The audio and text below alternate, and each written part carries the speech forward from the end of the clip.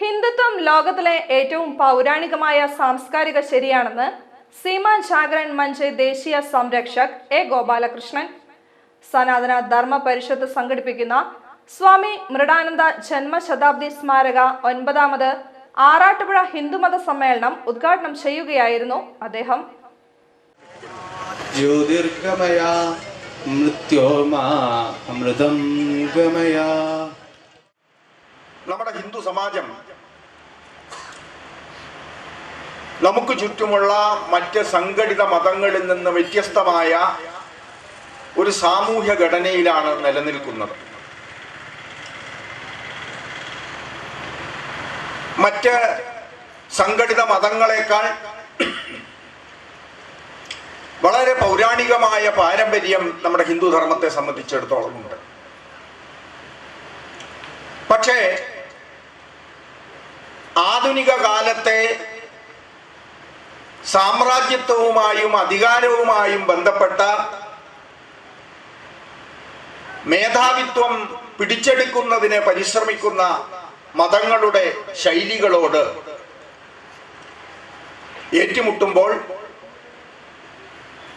ഹിന്ദു സമാജത്തിനും ഹിന്ദു ധർമ്മത്തിനും വളരെയധികം അപജയങ്ങൾ സംഭവിച്ചിട്ടുണ്ട് എന്ന് നമുക്കറിയാം. അത്തരം അപജയങ്ങളെല്ലാം ഇടയ്ക്കിടെ വന്നാലും നാം എല്ലാം ജനിച്ച ധർമ്മം സനാതന ധർമ്മമായതുകൊണ്ട് ഈ അപജയങ്ങളെ അതിജീവിച്ച് സനാതനമായി ഈ ധർമ്മത്തെ നിലനിർത്തുന്നതിനുള്ള പല പരിശ്രമങ്ങളും നമ്മുടെ ഭാരതവർഷത്തിൽ ഉണ്ടായിട്ടുണ്ട്.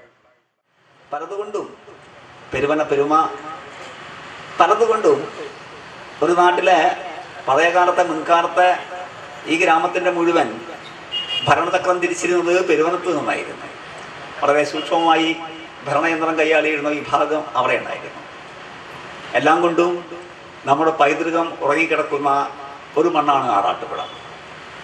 അതുകൊണ്ട് നമ്മൾ ഉയർത്തെഴുന്നേൽക്കുന്നതും ശാക്തീകരിക്കുന്നതും നമ്മുടെ പൈതൃകത്തിൻ്റെ വേരുകളിൽ നിന്ന് തന്നെ ആകണം എന്നായിരുന്നു നമ്മൾ ആഗ്രഹിച്ചത്. അത് ഏറ്റവും പറ്റിയ മണ്ണാണ്, നമ്മുടെ പൂർവികർ ഒരുക്കി വെച്ച മണ്ണാണ് ഈ ആറാട്ടുപുഴ. അതുകൊണ്ട് ആറാട്ടുപുഴയിൽ ഹിന്ദു മഹാസമ്മേളനം ഉണ്ടാകണം എന്ന് നമ്മൾ ആഗ്രഹിക്കുകയും അത് എന്തിനു വേണ്ടി ആകണം എന്ന് തീരുമാനിച്ചപ്പോൾ നമ്മൾ ചിന്തിച്ചത് എല്ലാത്തിൻ്റെയും അടിസ്ഥാന കാരണം, എല്ലാ വികസനത്തിൻ്റെയും അടിസ്ഥാന സ്വഭാവം, അടിസ്ഥാന പ്രമാണം, എല്ലാ ദൗർബല്യങ്ങളുടെയും പരിഹാരത്തിന് വേണ്ടി അടിസ്ഥാനപരമായി നാം ആഗ്രഹിക്കേണ്ടത്, നാം ആരാധിക്കേണ്ടത്, നാം സ്വായത്തമാക്കേണ്ടത് ശക്തിയുടെ പരിവേഷമാണ്.